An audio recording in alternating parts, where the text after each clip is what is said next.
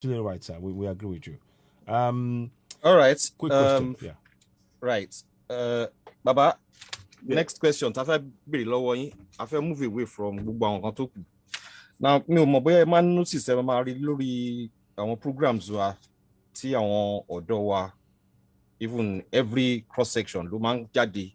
Tẹ́ bá ní Yoruba Nation now, wọ́n á sọ fún yín pé no going back.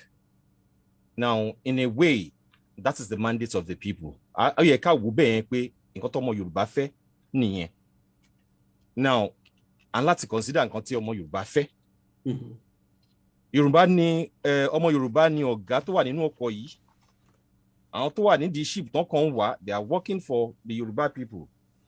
Now, láìpẹ́ yìí àwọn kan dìde pẹ̀lú subject kan plan B nǹkan. Kí lẹ rí sí ọ̀rọ̀ yẹn?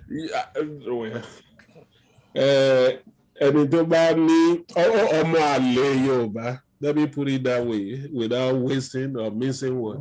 Ọmọ àlè Yorùbá ló máa ní plan B kan wà ju pé ká dánú wà láyé ara wa. Èmi ò mọ àwọn tó ló sọ bẹ́ẹ̀ o, but whoever is saying that. And